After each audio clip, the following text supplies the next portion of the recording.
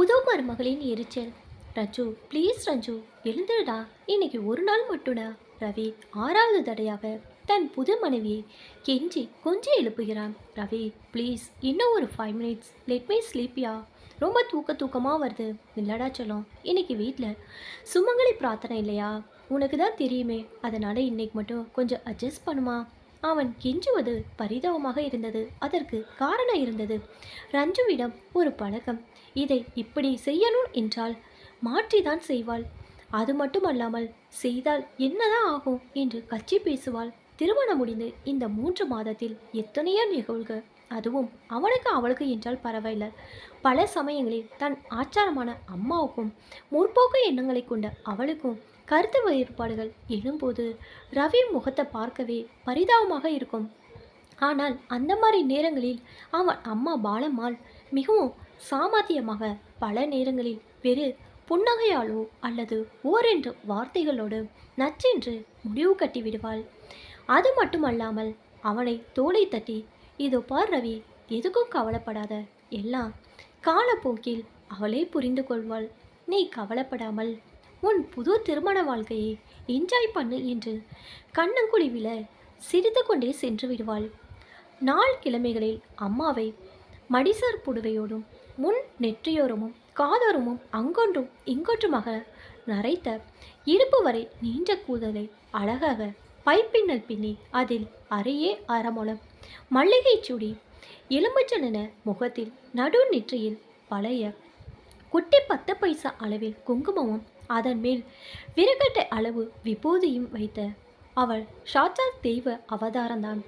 தெய்வம் கூட சில சமயங்களில் பக்தர்களுக்காக காம்ப்ரமைஸ் செய்யும். ஆனால் அம்மா தன் கொள்கையில், அதுவும் முக்கியமாக மடி ஆச்சார விஷயங்களில் மிகவும் கண்டிப்பானவள்.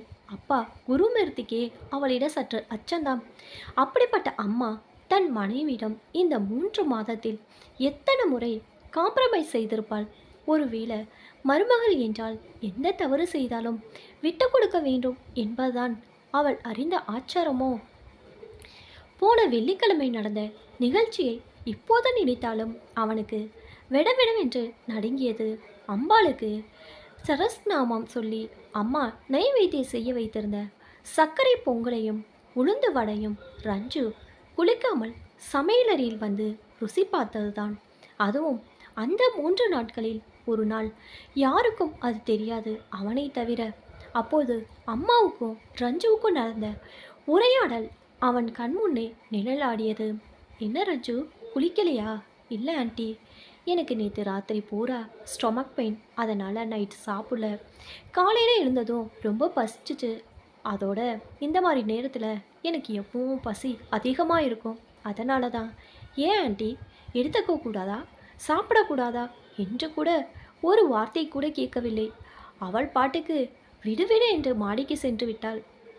இவள் இப்படி ஏதாவது ஈடாகூடமாய் பண்ணி விடுவாளோ என்று பயந்து ரவி பின்னாடியே வருவதற்குள் எல்லாம் நடந்து முடிந்து விட்டது. அம்மாவை பார்த்தான். மன்னிப்பு கேட்கும் பாவனையில் கண்ணால் கெஞ்சினாள். ஆனால் அம்மாவின் கண்களிலும் அவை பார்த்த பார்வையிலும் இருந்த ரௌத்தரத்தை அவனால் தாங்க முடியவில்லை. உடைந்து போனான் ரவி. அம்மா சாரிம்மா, வெரி வெரி சாரி என்று கண் கலங்கிவிட்டான். ஒரு நிமிடம்தான். தன்னை சுதாரித்து கொண்ட அம்மா, ஒன்றும் இல்லடா ரவி, அவளுக்கு நான் சொல்கிறதெல்லாம் இன்னும் சரியா அண்டர்ஸ்டாண்ட் ஆகலடா. புரிகிற மாதிரி சொன்னா அவள் மாறிடுவா. நீ ஒன்றும் கவலைப்படாத, எல்லாம் நான் பார்த்துக்கிறேன். அந்த எல்லாமில் ஒரு அழுத்தம் இருந்ததே ரவி உணர்ந்து கொண்டான். அவனுக்கு மிகவும் சங்கடமாக இருந்தது. எதிரரு துருவங்களை எப்படி ஒரே நேர்கோட்டில் இணைக்க முடியும்? அவளிடம் பலமுறை இதை பற்றி பேசினாள். இந்த காலத்தில் என்ன ரவி ஆச்சாரம் அது இதுண்டு சுத்த கிறுக்குத்தனமாக இருக்குது. இதெல்லாம் ஃபாலோ பண்ணாதா என்ன முழுவையா ஏற்றுக்குவாங்கண்ணா? சா, எனக்கு அந்த அதிகாரம் வேண்டாம். முட்டாள்தனமான சடங்கு சம்பிரதாயம்லாம் என்னால் வளைஞ்சு கொடுக்க முடியாது. அவள் முகத்தில் இருந்த தீவிரமும் ஆச்சாரத்தை அடியோடு வெறுக்கும் அவள் கொள்கையையும் பார்த்து ரவி பயந்தே விட்டான். அவளை எப்படியாவது வலிக்கி கொண்டு வந்தாக வேண்டுமே. என்ன செய்யலாம்? கெஞ்சினா, இல்லை ரஞ்சு, உன்னோட நடவடிக்கைகள் எங்கள் அம்மாவோட உணர்வுகளை எவ்வளோ பாதிக்குதுன்னு நீ புரிஞ்சுக்கோடா ப்ளீஸ். அவள் முகவாய்க்கட்டை பிடித்து கொண்டு கெஞ்சினான். அவன் கையை அலட்சியமாக தட்டிவிட்டு, இதோ பார் ரவி, சும்மா சென்டிமெண்ட்டாக பேசாத. உனக்கு பிடிக்கலைன்னா சொல்லிடு, எங்கள் வீட்டுக்கு போயிடுறேன். நீ அங்கே வந்து என்ன பாரு. ஆன்ட்டி சர்க்கஸ் ரிங் மாஸ்டர் மாதிரி உன்னையும் அங்கிளையும் ட்ரைன் பண்ணி வச்சுருக்குறாங்க. நீங்கள் வேணா அவங்க சொல்கிறபடி ஆடலாம், பட் என்னால் முடியாது, சாரி. அவன் செய்வதறியாமல் தலையில் கை வைத்து உட்கார்ந்து விட்டா. ஓ காட், டைம் ஆச்சே ரஞ்சு, இன்னைக்கு மட்டும்டா ப்ளீஸ்.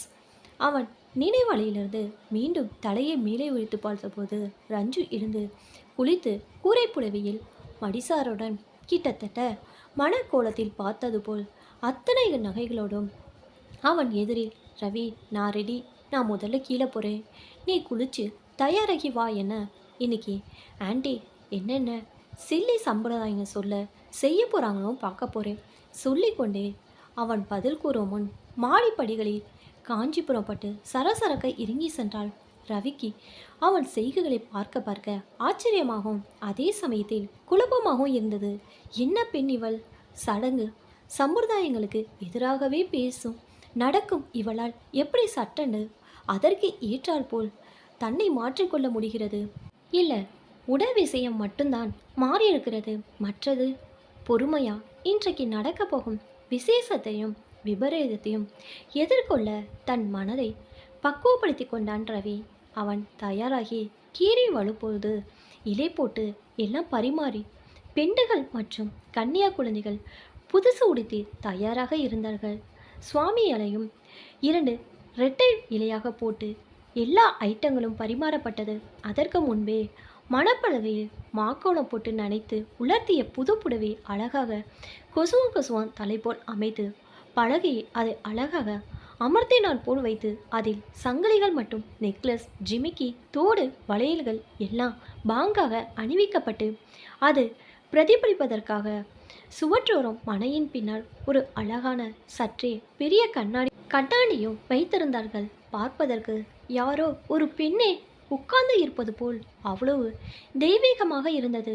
அம்மா ஒவ்வொருத்தருக்கும் மஞ்சள் பொடி கொடுத்து கால்களை அலம்பிக் கொண்டு வருமாறு சொல்ல அவர்கள் அப்படியே செய்து வந்த பின்பு ஒவ்வொருவரின் வழக்கையும் தன் 2 கைகளாலும் பிடித்து ராஜம்மா, யோகம்மாள், விஜயலட்சுமி என்று பேரை சொல்லி, அதாவது இறந்து போன சுமங்கலிகளை நினைவு கூறுவதாகவும் அவர்களே அங்கு சாப்பிடுவதற்கு வாழ்த்ததாக அர்த்தம். சொல்லும்போதே அம்மாவின் கண்களில் நீர் திரையிட்டது. எல்லோரும் உட்கார சொல்லிவிட்டு இன்னும் பெயர் விட்டு போனவர்கள் வந்தவர்கள் எல்லோரும் வந்து இருந்து நல்லபடியாக நடத்தி கொடுங்கள் என்று சாமி இலை பக்கம் பார்த்து கை தட்டிவிட்டு கன்னியா குழந்தைகளும் அப்படியே சாயம்மா, அஞ்சலி என்று பெயர் சொல்லி கைப்பிடித்து உட்கார வைத்தாள். சாமிக்கு கற்பூரம் காட்டி, தாயே அம்பிகை எல்லாத்தையும் நல்லபடியாக நடத்தி வைடி என்று மனமுருக பிரார்த்தனை செய்தாள்.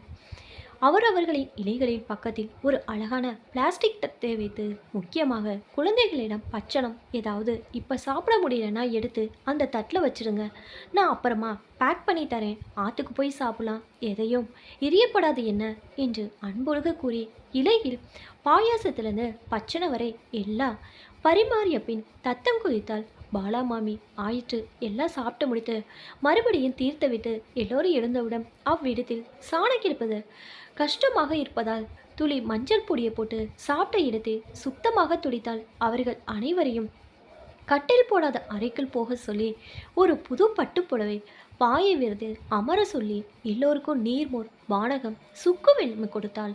பின்பு எல்லோருக்கும் 2 பாதங்களில் நலங்கு மஞ்சளை ஒரு விரக்கடை அளவு அகல வைத்து பென்சில் ஸ்கேல் வைத்து அளந்தார் போல் அவ்வளவு அழகான பூசினாள். பின்பு மடிசார் தலைப்பில் வெற்றிலைப்பாக்கு, குண்டு மஞ்சள் கிழங்கு, குங்குமம், ஸ்டிக்கர், கண்ணாடி வளையல்கள், புடவை ரவிக்கை, மட்டை தேங்காய், சீப்பு, சற்றே பெரிய கண்ணாடி, சோப்பு டப்பா, சில்லறை போட ஒரு பர்ஸ் மற்றும் இதையெல்லாம் போட்டு கொடுக்க ஒரு அழகான ஜிப்பு வைத்த கேரி பேக். கன்னியா குழந்தைகளுக்கு அவர்களுக்கு வயதுக்கு ஏற்றாற்போர் உடைகள் மற்றும் கலர் பென்சில்கள், ஜாமெட்ரி பாக்ஸ், வாட்டர் பேக் வகைகள். மாமி எல்லாவிடம் பக்காவா பர்ஃபெக்ட் லேடி எந்த விஷயத்திலும் காம்ப்ரமைஸ் செய்து கொள்ளாத ரகம். எல்லாருக்கும் தனித்தனியே சந்தனம் குங்குமம் கொடுத்து வீட்டில் உள்ள எல்லோரையும் அழைத்து பிண்டுகளுக்கு நமஸ்காரம் செய்ய சொல்லி அச்சதை போட சொல்லி ஆசீர்வாதம் வாங்கி கொண்டார்கள். ரஞ்சுவை தவிர வணங்கி இருந்ததும் பாலாமைன்னு உங்கள் எல்லாருமே நான் மறைந்து போனோம் என்னோட மூதாதைகளுக்காக நினைக்கிறேன். நீங்கள் எங்களை வாழ்த்துவது அவர்களை மனப்பூர்வமாக வாழ்த்துவதாக தான் நம்புகிறேன். நான் கட்டி காக்கும் ஆச்சாரமும் சம்பிரதாயங்களும் நிச்சயமாக எனக்கு பின்னே வரக்கூடிய தலைமுறைகளை காக்கும் என்று உறுதியாக நம்புகிறேன். சொல்லும்போது வழிந்தோடி கண்ணீர் எல்லாரையும் அனுப்பிய பெண் சற்றே ஆயாசமாக உணர்ந்தால் மாமி. நெற்றியிலும் கழுத்திலும் உருகிய வியர்வை இடுப்பில் சொருகியிருந்த கைக்குட்டையால் துடைத்தாள். பின்பு ஏதோ நினைவுக்கு வந்தவளாக வாசலை எட்டி பார்த்தாள். பார்த்தவுடன் அவள் முகத்தில் ஒரு வளர்ச்சி அங்கே அம்மா அம்மா என்று பரிச்சயமான குரல் 2 முறை ஒலித்தது. அவளுக்கு புரிந்துவிட்டது. அவள் முகத்தில் காலை சூரியன் போல் அவ்வளோ பிரகாசம். வாசலுக்கு ஓடினாள். அங்கே சிகப்பு நிற சின்னம் கட்ட போட்ட கைத்தறி சேலை அணிந்து முகம் நிறைய மஞ்சளும் நெற்றி நிறைய குங்கும போட்டும் சாண செய்ய தலையை கோடாடி முடிச்சிட்டு அதில் அரைமுள கதம்பம் சூடியபடி பூக்காரி ரங்கு என்கு ரங்கம்மாள் பாலாமாமியின் ஆஸ்தான பூக்காரி. வாடி ரங்கு, ஒன்னதான் இத்தனை நாளியா எதிர்பார்த்துட்டு இருந்தேன். உனக்காக தான் சாப்பிடாம கூட காத்துட்டு இருந்தேன். அதற்குள் ரவியும் ரஞ்சும் அங்கே வர, என்னம்மா நாங்கள் எல்லாரும் சாப்பிட்டாச்சு, உனக்காக தான் ரஞ்சு காத்துக்கிட்டு இருக்கா, வாமா என்று அன்போடு அழைத்தானே தவிர அதில் ஒரு பதட்டமும் ஒளிந்து கொண்டு தான் இருந்தது. ஏனெனில் இவ்வளோ நேரம் அவள் காத்திருந்ததே பெரிய விஷயம் அல்லவா. இதோ வரே ரவி, நான் யாருக்காக முக்கியமாக காத்துன்னு இருந்தேனோ அந்த விஏபி இப்போ தான் வந்திருக்கா. அவளோட சேர்ந்து சாப்பிட தான் வெயிட் பண்ணிட்டு இருந்தேன். இதோ ஒரு நிமிடம் சொல்லிவிட்டு வாடி ரங்கு வந்து மஞ்சப்பொடி வாங்கிட்டு முகத்தில் கைகாலையும் பூசிட்டு துளி எடுத்து சொம்பு ஜலத்தில் கரைச்சு காலளம்பிட்டு வாடி என்று கூறிவிட்டு நகர்ந்தாள். ரங்கு வந்ததும் உட்காரடி என்று அவளுக்கு ஒரு மனையும் போட்டு சாமி முன்னால் இருந்த இரட்டை இலைகளில் முன்னால் இருந்த இலையை மெதுவாக நகர்த்தி அவள் முன்னால் போட்டு எல்லா பதார்த்தங்களையும் 2 இலைகளுக்கும் நிரவி பரப்பினாள். பின்பு ஏதோ நினைவுக்கு வந்தவளாக, அடடா ரஞ்சு சாப்பிடணுமே ரவி, நுனி இலையெல்லாம் சமையல் மேடை மேலே வச்சிருக்கிறேன் பார், அதில் ஒன்று கொண்டு வந்து ரஞ்சுவுக்கு போடு என்றால் ரவிக்கு ஒன்றும் பிடவில்லை. சாமி இலையில் மாமியாரும் மருமகளும் தானே சாப்பிடுவது வழக்கம். அம்மாவின் மடி என்ன, ஆச்சாரம் என்ன, ஒரே நாளில் எப்படி இப்படி ஒரு மாற்றம்? பூக்காரிக்கு சாமி இலையா? வீட்டு மருமகள் ரஞ்சுவுக்கு எதுவுமே இல்லையா? ரவி அம்மாவின் செய்களால் மிகவும் குழப்ப அடைந்தான். ஏனென்றால் இந்த விஷயத்தை பற்றி 1 வாரம் முன்பு தான் அவனுக்கு ரஞ்சுவுக்கு இடையில் ஒரு பெரிய டிஸ்கஷன் நடந்தது.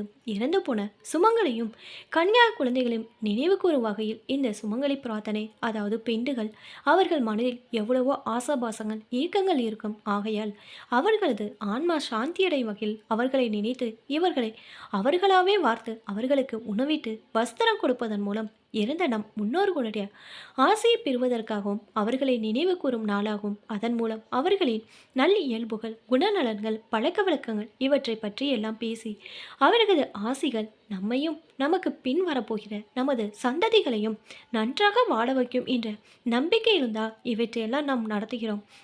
வகுப்பில் தமிழ் ஆசிரியர் செய்யுளுக்கு திரண்ட பொருள் கூறுவது போல் பெண்டுகள் தாற்பருத்திய ரஞ்சுவுக்கு பொறுமையாக அவள் புரிந்து கொள்ளும் வண்ணமாகவும் அழகாக கூறினான். ஆனால் பதிலுக்கு ரஞ்சு, சில்லி ரவி, இதெல்லாம் செஞ்சாதான் நாம நல்லா இருப்போமா? சுத்த பேத்தல் Ravi, I don't agree with this foolish behaves.